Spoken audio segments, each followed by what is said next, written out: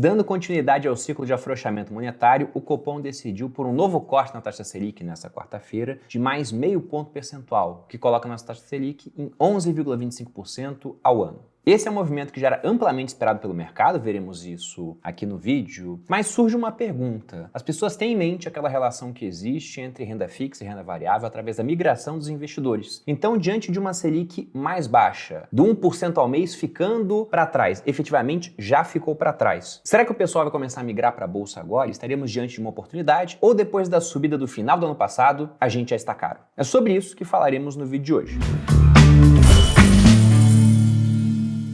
E aí, pessoal do Você Mais Rico, quem fala aqui é Bruno Perini, criador do canal. E antes de comentar desse novo corte da Selic e também das expectativas para a Bolsa, com base nesse ano onde deveremos ter queda de juros, vou lembrar que no dia 19 de fevereiro eu vou abrir a 24ª turma do meu curso de Educação Financeira, o Viver de Renda. Lá eu tenho a missão de pegar até mesmo o mais completo leigo, que não entende nada sobre finanças, dinheiro e investimentos, e transformar esse indivíduo em investidor de verdade, capaz de montar uma carteira diversificada entre ativos, moedas e até países, investindo aqui no Brasil e no exterior, para proteger e aumentar o seu patrimônio, até que um dia ele tenha um patrimônio tão grande a ponto de poder efetivamente viver de renda. Tudo isso ao longo de 8 semanas com uma equipe de suporte que responde 100% das dúvidas do aluno, de modo que, ainda que você não saiba nada, você pode vir para o Viver de Renda, que assistindo às aulas, eu sou muito preocupado com a didática nas aulas, e tirando as dúvidas com a equipe de suporte, recheada de profissionais excelentes, você de fato irá aprender. Para mais informações, há um link aqui na descrição do vídeo e você já pode entrar na lista de pré-matrícula. Espero te ver no Viver de Renda. Entrando agora no assunto do vídeo, no final da quarta-feira nós tivemos o comunicado do Copom falando sobre mais um corte na taxa Selic de 0,5%, que levou a Selic do patamar de 11,75% até o novo patamar de 11,25%.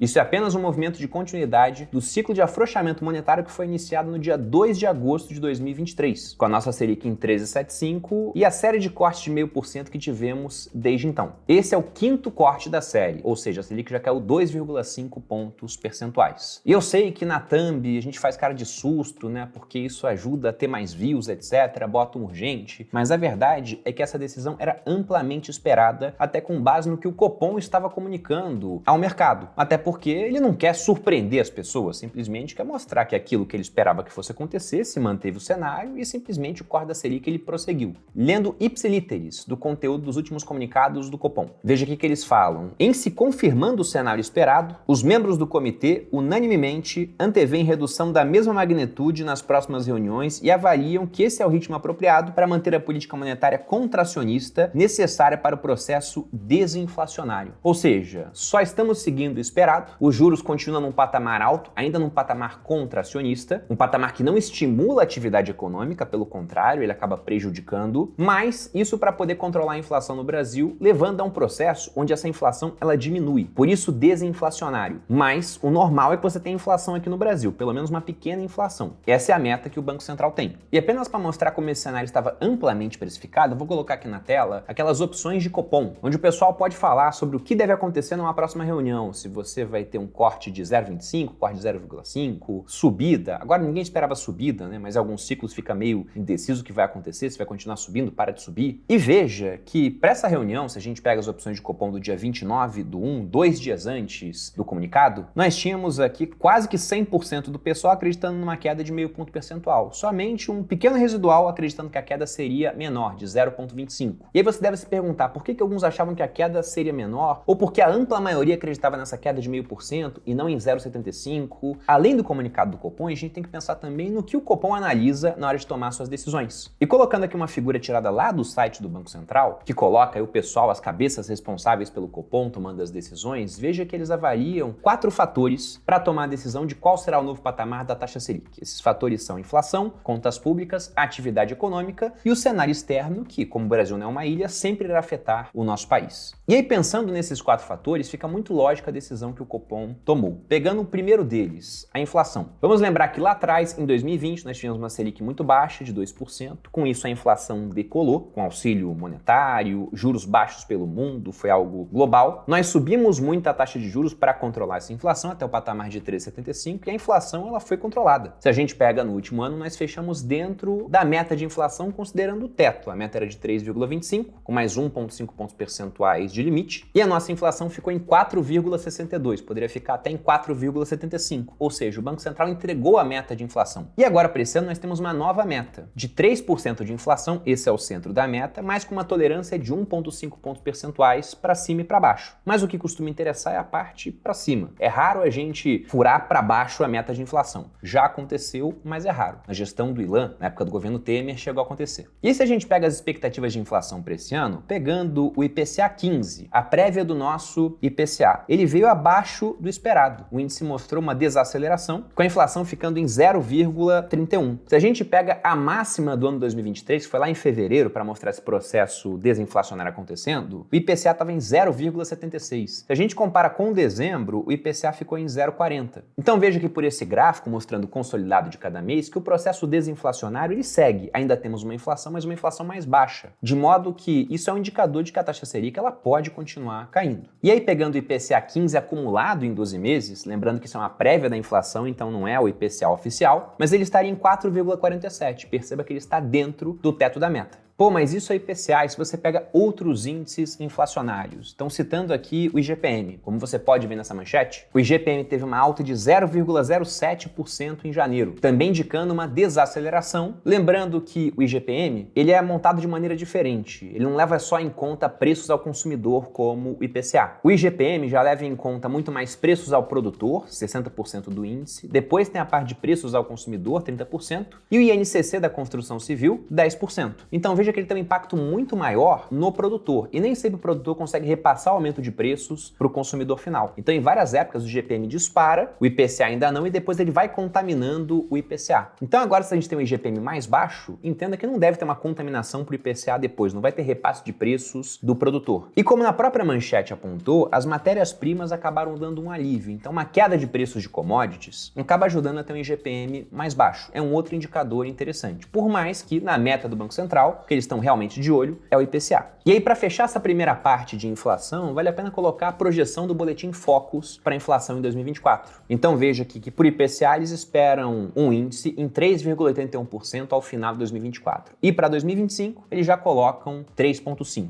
Lógico que se você for olhar os números de 2025, PIB 2% na vírgula, câmbio 5, Selic 8,5, esses são números que eles ficam menos críveis, porque faltam 2 anos para o final de 2025. Essas projeções vão continuamente sendo ajustadas. As coisas acontecem na economia, os imprevistos acontecem, os economistas reajustam as projeções. Mas veja que pela projeção atual, de 3,81, dentro da nossa meta de inflação, o normal é esperar que a Selic caia, e o próprio Focus coloca uma Selic esperada para o final de 2024 em 9%. E já projeções mais otimistas, né? Tem gente de research, de bancos, de fundos, colocando a Selic abaixo disso, em 8,75, 8,5. Quem vai estar certo, só o futuro irá dizer. Partindo para o segundo componente, esse é o único que joga contra dentro dos 4 fatores que determinam o movimento da Selic pelo pessoal do Copom, que é a parte de contas públicas. Esse é o grande ponto de interrogação que o Copom tem que levar em conta nas suas decisões, porque as contas públicas vieram pior do que o esperado em 2023. Agora, acabado o ano, com o balanço geral, já está sendo amplamente divulgado que o déficit, ou seja, a diferença entre o que se arrecada e o que se gasta, nesse caso negativa, superávit seria uma diferença positiva. Então, o déficit primário, que não leva em conta os juros da dívida pública, ficou em 230,5 bilhões. Um valor muito acima daquilo que o governo tinha inicialmente como meta. Vamos lembrar que em certo momento o governo chegou até a falar em tentar zerar déficit, ou ficar muito próximo disso, o que não aconteceu, e aí a gente tem que ver como é que vai ser o comportamento agora em 2024. E o Copom, logicamente, já está de olho nisso, né? Pegando aqui o comunicado, eles diziam, abre aspas, o comitê reforçou a visão de que o esmorecimento no esforço de reformas estruturais e disciplina fiscal, o aumento de crédito direcionado e as incertezas sobre a estabilização da dívida pública têm o potencial de elevar a taxa de juros neutra da economia, com impactos deletérios sobre a potência da política monetária e, consequentemente, sobre o custo de desinflação em termos de atividade. Então, traduzindo o que eles estão falando aqui, esse excesso de gasto a mais do que a arrecadação. Embora, vamos lembrar que 2023 foi marcado por vários esforços da parte do governo de aumentar a arrecadação, parte disso irá se traduzir em 2024, já que se muda a regra naquele ano, mas passa a valer para o ano seguinte. Até tem uma tributação sobre estoque, o pessoal que tinha fundo exclusivo escolheu pagar alíquota de 8% para pagar ainda naquele ano, ao invés de pagar 15% em 2024. Mas uma parte desse resultado da arrecadação virá agora neste ano. Só que além disso, tem mais crédito sendo direcionado para certas áreas. O pacote Nova Indústria Brasil, que prevê investimento de 300 bilhões de reais em alguns setores da nossa economia para aumentar a participação interna em vários produtos. Isso pode ser feito via crédito subsidiado, ou seja, o governo se endivida pagando Selic, 11%, e passa ali para certos empresários, para certos segmentos, por juros mais baixos do que isso. E se a gente continuar gastando mais do que arrecada, isso vai terminar em maior dívida pública, ou em mais dinheiro circulando na economia, em última instância, aumento de oferta monetária, de modo que isso pode ter um impacto inflacionário, e para controlar essa inflação seria necessário juros mais altos. O contrário do que está acontecendo agora. Então veja que, dos fatores, esse realmente é o que joga contra. Mas, a gente não pode falar que um excesso de gasto era totalmente inesperado. Até porque parte disso vem em dezembro com pagamento de precatórios de 92,4 bilhões, que são lá daquela época do antigo governo, que tem vídeo aqui falando no canal, tava dando o calote do calote, né? O que é isso? O precatório é quando você, por algum motivo, vai lá e processa o Estado, você ganha, aí o Estado fala, devo, não nego, mas o valor é muito grande, então eu pago no futuro quando eu puder, e te dá um precatório. E aí você fica com aquele negócio, aquela dívida, aquele reconhecimento da dívida que o Estado tem com você e tem que esperar para receber. Então esse pagamento levou esse resultado do déficit para cima. Só que veja que mesmo sem ele ainda seria um déficit de mais de 100 bilhões. Então é algo que preocupa? Com certeza, mas não é suficiente, pelo menos neste momento, neste patamar, para parar o ciclo de queda de juros, até porque, se você olha o primeiro fator, o IPCA está controlado, e ainda temos outros dois fatores. Falamos de IPCA, falamos das contas públicas e agora chegou a hora de falar de atividade econômica. E perceba o seguinte, o previsto, quando você aumenta juros, é que você desacelere a atividade econômica. Então, a previsão é que a economia ela fique mais fraca. É isso que deveria acontecer. E se a gente pega, por exemplo, o indicador de vendas no varejo, ele vem em queda nos últimos meses. Até na manchete está aqui, vendas no varejo caem em outubro, pior que o esperado, informe IBGE. Uma outra fala, vendas no varejo surpreendem negativamente. E a verdade é que essa é uma consequência esperada de aumento de juros. E quando essas vendas diminuem, quando a atividade econômica diminui, isso também ajuda a controlar a inflação, de modo que o Banco Central, vendo inflação controlada, atividade econômica controlada, pensa o seguinte, esses juros nesse patamar contracionista, que é o que nós temos agora, acima de um patamar neutro, que é um patamar que nem iria estimular e nem contrair a economia, eles podem cair mais, porque já está contraindo demais a economia, já fez o seu papel. Então, quando você vê essa parte negativa da atividade econômica, isso é mais um argumento para que você diminua a taxa de juros, e não para que aumente, por exemplo. Aumentando, você estrangularia ainda mais a economia. Então, embora pareça negativo, é por conta dessa parte negativa que os juros têm que cair mais. E o próprio Copom ele coloca isso, novamente lendo parte do comunicado anterior. No ambiente doméstico, o conjunto de indicadores recentes de atividade econômica segue consistente com o cenário de desaceleração da economia esperado pelo comitê. Ou seja, eles querem realmente que a economia desacelere para depois poder diminuir a taxa de juros. E agora o cenário externo. Eu já falei em vídeos anteriores ao longo do ano passado, durante a parte de queda da Selic, que era uma tarefa ingrata para um presidente do Banco Central, Roberto Campos Neto, para o seu comitê, iniciar um ciclo de queda de juros, enquanto a maior economia do mundo, aquela que, quando aumenta juros, tem poder de sugar liquidez de todo o restante do planeta, está num ciclo de aumento ou de manutenção da taxa em patamares altos. Porque enquanto a gente diminui juros, eles mantêm os juros lá fora inalterados, e aí o mercado americano se torna mais atrativo que o brasileiro e eles sugam liquidez aqui do país. É gente que vai trocar real por dólar e levar o dinheiro embora. Se muita gente faz isso, o preço do dólar aumenta, pode acabar impactando o nosso IPCA e atrapalhar o nosso corte de juros. Então, um cenário bom lá fora de inflação controlada, que é o que está acontecendo, né? Se a gente pega a manchete, o núcleo da inflação do consumo, o PCE, sobe 0,2 em dezembro e fecha o ano em 2,9. Então, a inflação americana está muito mais comportada nesse momento, o que sugere que nós poderemos ter um começo de ciclo de corte de juros lá fora. Colocando aqui na tabela o Fed Watch Tool, ou seja, uma ferramenta que o pessoal ficou observando as decisões possíveis do Fed, né, com encontro de probabilidades, veja o seguinte, você tem as datas dos encontros, 31/1, por exemplo, não é só o nosso encontro do Copom, é também o encontro do FONC, é o equivalente ao nosso Copom, é o Federal Open Market Committee, eles decidem o patamar da Fed Funds Rate, e se você olha aqui, o patamar atual está em 5,25, 5,5. E indo lá para o canto da tabela, nessa linha do dia 31 de janeiro, você vê que há 97,9% de probabilidade de manutenção da taxa, era esse o esperado. Então, zero surpresa com uma taxa mantida no mercado americano. Agora, para a próxima reunião, você diminui uma linha, vai lá para 20 de março de 2024. Você já tem 52,4% de probabilidade de manutenção e 46,6% de probabilidade de queda de 0,25 pontos percentuais. O restante quase que não tem probabilidade de acontecer. Então, o pessoal está dividido no meio, entre manutenção de juros ou queda de juros já em março. Você vai para a próxima reunião maio, aí a estimativa majoritária já é de uma queda de 0,25 pontos percentuais. Isso pensando que na outra reunião você teve a manutenção da taxa de juros de curto prazo na economia americana, Fed Funds Rate. Ou seja, lá fora você tem essa indicação de juros americanos caindo. Então isso auxilia esse cenário externo benigno a continuarmos com o ciclo de queda de juros aqui. E lógico que o mercado americano é um fator muito importante, mas não é o único fator. Se você pega, por exemplo, a segunda maior economia do mundo, a China, eles estão patinando com uma economia que está desacelerando, tem sua própria crise imobiliária, com previsão de que essa queda dos imóveis na China vai perdurar até 2025. A Evergrande, que é uma das gigantes do mercado imobiliário chinês, está decretando falência. Se na China você tem menos pujança econômica, é menos demanda por aquilo que o mundo produz. A China é o principal parceiro comercial de boa parte dos países do mundo. Soma-se a isso um cenário de commodities em queda, algumas delas até por conta dessa desaceleração da economia chinesa. Então, com isso, você deve ter um mundo menos inflacionário, o que auxilia na queda das taxas de juros. E se os juros estão caindo pelo mundo, é mais fácil que eles continuem caindo aqui, porque afinal de contas, você não deixa um diferencial de juros muito grande, né? Não é a economia americana mantendo juros e a gente caindo a um ponto que o pessoal começa a fazer conta e vê que é melhor mandar dinheiro para fora para investir em renda fixa nos Estados Unidos, por exemplo. Isso não acontece. E aí, resumindo, com esses 4 fatores, como 3 jogam a favor e apenas a parte de responsabilidade fiscal, que foi uma, entre aspas, surpresa negativa, veja que o que deve continuar acontecendo é esse ciclo de queda de juros. E por que ele é importante? Por que ele é interessante? Não só aqui no Brasil, como em outros países. Por alguns fatores. O primeiro deles é que o custo do crédito com juros em queda fica mais baixo. E aí, dessa forma, mais gente pode tomar crédito para consumir ou para empreender. Lembrando que quem empreende geralmente vai gerar mais empregos, então essas pessoas agora passam a ter renda, com renda elas também conseguem consumir mais, e todo esse consumo vai parar no final nas empresas, de modo que as empresas começam a ter um melhor desempenho. Então a economia ela deve crescer mais quando isso acontece. Juros mais baixos estimulam mais a economia. Ainda que aqui no Brasil os juros estão caindo, mas permaneçam em patamar contracionista. Mas é menos contração do que a gente tinha antes. Um outro ponto é que a valoração dos ativos muda, porque o preço de uma empresa é dado pela sua capacidade de gerar fluxo de caixa no futuro, trazido a valor presente por uma taxa de desconto. E quando você tem juros em queda, não é exatamente essa taxa de juros de curto prazo, é mais uma taxa de longo prazo, o valor de uma empresa, ela aumenta. Dando um exemplo, o que você prefere, 1 milhão agora ou 2 milhões daqui a um ano? Como é só daqui a um ano e é 100% maior, muitos preferem 2 milhões. Alguns ainda vão preferir 1 milhão agora. E se eu falo, tá, agora não é 2 milhões, é 1 milhão agora ou 1 milhão e meio daqui a 2 anos? Aí o pessoal já começa a fazer mais conta, porque será que eu consigo transformar 1 milhão que eu ganho agora e fazer com que ele cresça 50% para dar 1 milhão e meio? Ou é melhor pegar 1 milhão e meio? Se fosse 1.200 ao invés de 1 milhão e meio, veja que é 20% já. Alguns já preferem, muito mais gente, 1 milhão agora. Então, dinheiro tem valor no tempo. E a taxa que determina quanto vale o dinheiro no tempo é essa taxa de desconto, que fica mais baixa quando os juros estão mais baixos. E quando ela fica mais baixa, a tua empresa vale mais. As empresas da Bolsa, por exemplo, valem mais. E se as empresas vão valer mais, aí chegamos no outro fator, que é a atração dos investimentos, que já pode estar acontecendo, né? Vamos lembrar que no ano passado o Ibovespa fechou uma valorização positiva de mais ou menos 22%. Grande parte disso veio ali nos meses de novembro e dezembro. Até outubro, a Bolsa subia 3% no ano. Aí novembro e dezembro, uma forte subida, com queda de juros de longo prazo nos Estados Unidos. Movimento que reverberou aqui no mercado brasileiro com a subida da Bolsa. Então, com juros caindo pelo mundo, a gente pode ver uma Bolsa de valores mais atrativa. E aí fica a pergunta, né? Dá para entrar? Tá tarde? Já tá muito caro? Observando esse gráfico que eu coloquei na tela, veja o seguinte, aqui a gente está medindo o preço-lucro relativo entre o Ibovespa e o S&P. O S&P costuma ser muito mais caro do que o Ibovespa, porque afinal de contas, tem empresas que elas têm mais qualidade. Tem uma Apple, tem uma Alphabet, que é dona do Google, tem uma Meta. Então é normal que haja uma diferença de preço, que um seja mais caro do que o outro. Só que agora a gente está muito abaixo da média. Veja aqui que pelo gráfico a gente está uns 50%, 60% abaixo do S&P. E a média é ficar uns 30% mais barato. Pegando agora um outro gráfico lá do BTG, veja o seguinte, nós temos no eixo vertical o ROI para 2024, ou seja, o retorno sobre o patrimônio líquido esperado para 2024, e nós temos no eixo horizontal o preço-lucro das empresas nos últimos 12 meses. E aqui nós temos as principais bolsas do mundo listadas como seus países, né? Tem países que têm mais de uma bolsa, como os Estados Unidos, por exemplo. Aqui eles consideram o S&P 500. E veja que os Estados Unidos, por exemplo, eles têm um ROI alto, tá aí na casa de uns 25%, é só observar a posição dele em relação ao eixo vertical, mas também estão negociando num preço-lucro num patamar muito alto, quase 20%. Aí você pega os Estados Unidos menos as 7 magníficas, né? Meta, Alphabet, Apple, Amazon, Tesla, Nvidia, você tira tira essas empresas e aí o ROI cai, vai para 22% e o preço-lucro também cai, vai para 17,5%.